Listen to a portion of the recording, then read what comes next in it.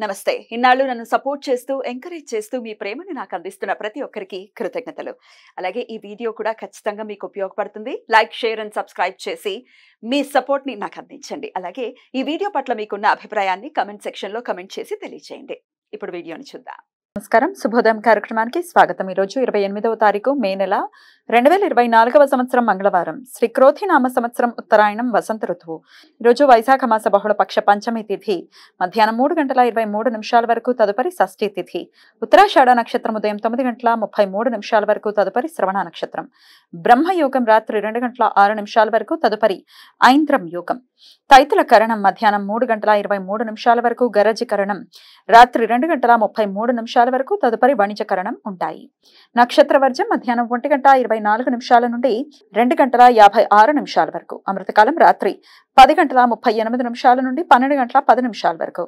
హైదరాబాద్ ప్రాంతం వారికి సూర్యోదయం ఉదయం 5:41 సూర్యాస్తమయం సాయంత్రం 6:46. చంద్రోదయం రాత్రి 11:21 చంద్రాస్తమయం ఉదయం 9:51. అభిజిత్ ముహూర్తం పగలు 11:47 నుండి మధ్యాహ్నం 12:40 వరకు. దుర్ముహూర్తం ఉదయం 8:18 నుండి 9:11 వరకు. మరలా రాత్రి 11:08 నుండి 11:52 వరకు. రాహుకాలం మధ్యాహ్నం 3:30 నుండి సాయంత్రం 5:08 వరకు. గుళిక కాలం మధ్యాహ్నం 12:14 నుండి మధ్యాహ్నం 1:52 వరకు. యమగండం ఉదయం 8:57 నుండి ఉదయం 10:36 వరకు. వైద్యుతి పర్వకాలం, వైద్యుతి మహాపాతకాలం ఈ రోజు సాయంత్రం 6:07 నుండి రాత్రి 12:01 వరకు ఉంటుంది. రవిచంద్ర గ్రహాల మధ్య ప్యారలల్ ఆస్పెక్ట్. రవిగ్రహ క్రాంతి ఉత్తరం వైపు, చంద్రగ్రహ క్రాంతి దక్షిణం వైపు ఒకే 21:37 చేరుకోవడంతో ఈ రోజు రాత్రి 9:04 ఇది ఏర్పడుతుంది.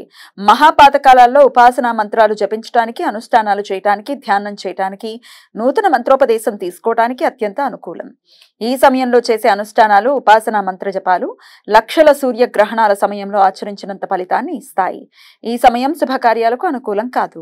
నెరయన రవి రోహిణి నక్షత్రం 2వ పాదంలో ఈ రోజు మధ్యాహ్నం 2:38 ప్రవేశిస్తాడు. అప్పటితో కర్తరి అగ్ని నక్షత్రం పూర్తి అవుతుంది. ఈ సమాచారాన్ని మనకందించిన వారు మేడికొండూరు విశ్వనాథ్ ప్రసాద్ గారు. ఆయనకు కృతజ్ఞతల్ని తెలియజేస్తూ నారాయణ స్మరణతో సమస్త సన్మంగళాని భవంతు. నమస్కారం.